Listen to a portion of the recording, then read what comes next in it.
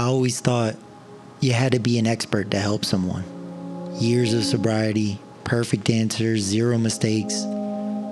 Turns out you just have to be one step ahead and honest about where you've been. I learned to help by being helped, by watching someone show up for me when I didn't even believe I was worth the effort. You don't sponsor people because you're perfect. You sponsor them because you remember what it felt like to be lost.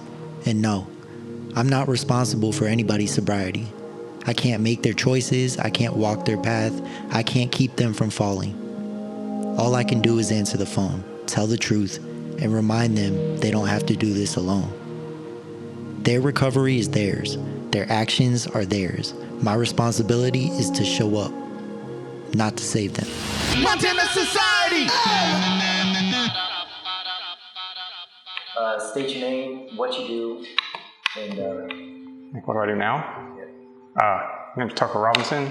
I work at a company building enclosures for generators. I'm trusted there. I become a supervisor, started at the bottom, a multi-million-dollar a week company, and I'm trusted with an alarm code and a key. I manage guys, I fire and hire people. I give a lot of people chances because the chances were given to me. So that's kind of what I do in my interview process. I hire people in prison with problems that are undesirable, and I try to work with them to make them, show them a better way. Hello, welcome aboard. Hello? Oh, he's totally ignoring me, dissing me. All right, Tucker. I don't remember Tucker from season 2. Hey, How you feeling? man, I'm starting to be a real man again. We in Montana, living it up, beautiful. It's gonna be a good time, I'm trying to tell you. I couldn't recognize Tucker when I saw him, just like a new guy. And, but that's what the program does. That's what it does. That experience for me was once in a lifetime, crazy, should not have happened experience. So a little backstory on how it became. So I've been clean and sober before, relapsed, and I was going randomly to meetings. And there was a guy one time in a meeting who said, "Hey, is anyone interested in going to Montana and working in a bunker for a couple months?" And me, I was high at the time. I'm like, "Yeah, that sounds great." I actually talked myself out of coming, but my mom was like, "Tucker, you really need to go. You need to have this chance." And she actually drove me to Santa Rosa Beach to Dean's house. And I got in a van with maybe 5 people that I did not know from anything. So then I hit full detox in a van with people I don't know. And that was a horrible experience. What you doing, buddy? Good, man. I'm sleeping, man. You feeling all right? I'm all right, I guess. Yeah, man. You look comfy. Yeah, I am. Don't worry, we have a military gurney there if we need to. Yeah, I see that. if we need to extract you. All right, that's good. Tucker is probably my favorite one to ask about because I worked with Tucker side by side here for 3 months, and he was fantastic. Great attitude, hard worker, came from a dope sick, hungover, about to die person at the beginning of the summer to a hard-working, great attitude guy. Water break. Boss man asked for a cup of water, so I figured we'd get him a nice cup of water. It's cold. Thanks, guys. You guys are really nice guys. Big old cup of water, man. That's all I need. Y'all ready to go?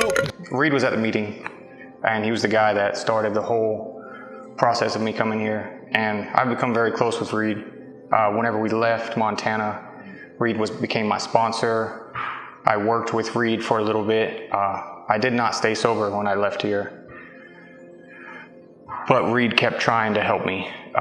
He knew I was back using, and he'd be like, come work with me, come stay with me. When he tried to give me every opportunity to help me. I just could not get out of my own way. Practicing these principles in all affairs isn't easy. Sometimes I want to slip back into silence, but then I remember isolation nearly destroyed me.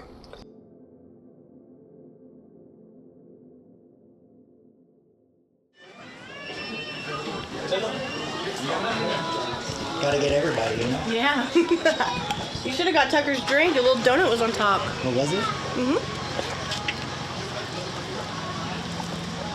How's it feel being back here? It's pretty awesome. Yeah? Yeah, you know, you can remember it, but it's not the same as when you get back. What's up, Tuck?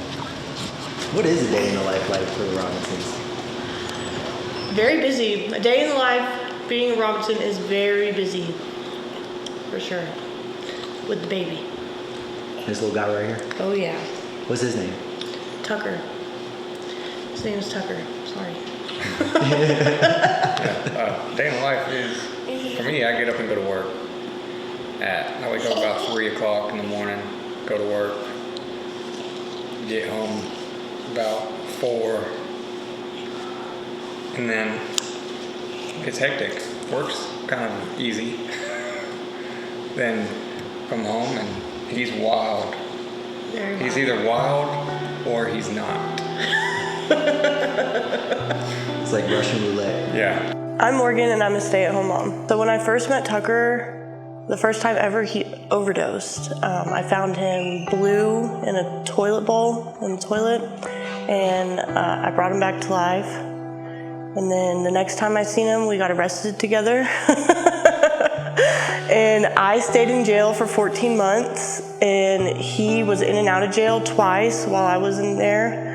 And he talked to me the entire time, and I told him, I said, look, because I decided I was done going to jail, because I was always in jail. And I said, when I get out, I want to do right, and if you want to be with me, then I suggest you do the same thing. It's great now. We've been together a little over 3 years. I stayed in the halfway house, I think, for maybe 2 months, and then decided I was tired of paying halfway house rent, so we got a house together, and I got pregnant, we got married, and now our son's about to turn 2. I never thought I'd make it this far. My family has a lot of addiction in it, and they're still using and in jail, so I'm really the only one who got out of it. You know, my sister was in prison, and when she got out, she moved in with us, and she's doing really good. It's almost been a whole year since she's been out. I'm gonna cry. Aww.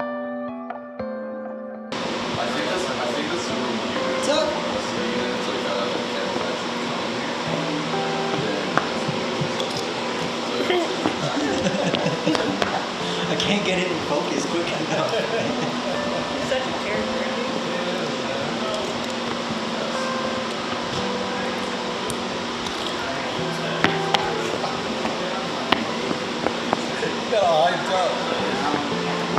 So the experience coming back is awesome.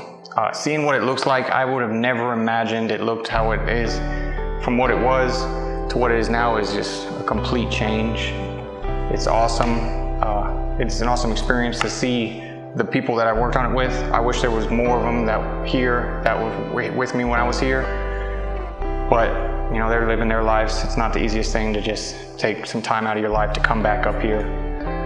But it's awesome. Now I also got to bring my wife and my son up here, which is an amazing feeling to me. They get to see a monumental part of my life and what we did, what we worked on. Get to experience this with them in this beautiful place. You know, an experience like that, like going and being in a bunker for, 3 months, working, you kind of like have a really powerful experience, and then you take that back to the same culture you were a part of when you left. And there's a concept that says culture eats ideology for lunch. What that means is you can have an amazing experience, be introduced to a new ideology that you really believe in, but when you go back to the same culture you were in, that culture will swallow that experience up. And that's what happens to a lot of guys. For Tucker, I think there were seeds planted. I think for all the men, there are seeds planted. And we may never see the growth of these seeds that were planted in them. But it is nice to see a guy eventually get it, turn his life around, and still be wild enough to be like, yeah, sure, I'll come to the bunker for a few days to party with you guys and bring my girl and my kid and hang out with y'all.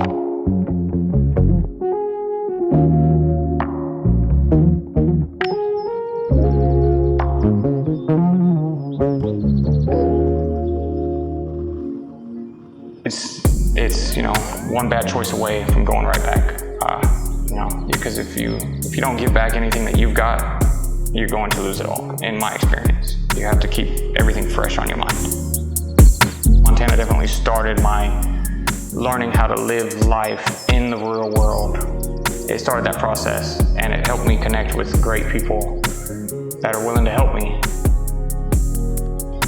So I went to jail a couple times after Montana. One of the times I wrote a nice long letter to Reed, thanking him for everything he's done for me, and trying to get that bridge that wasn't completely burnt, but it was close, trying to keep that door open, because he is a monumental person in my life, and he needed to know that. He actually wrote me a letter from jail once, and I keep that with me in my big book. It's just tucked in there, because I know what it is. I haven't read it like 100 times or nothing, but it's just there as a great memory. The man cared about me too, and that's good to hear.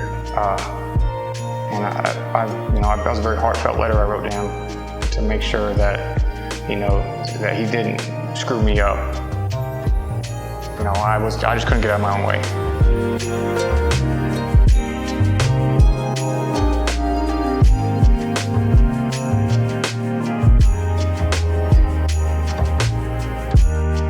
Of course, we stay in touch with everybody in general, but to see Tucker come back and happy and healthy, and his wife is awesome, and just to hold his baby, it's amazing. It's amazing. And the straight up fact that he is an example of how this system works. And nothing's permanent, nothing's guaranteed to be permanent, and he has to do the work. But what we do is we can bring people through the door. And some people, we get them to the door and they have to wait there a while, then they go through. But yeah, it's incredible.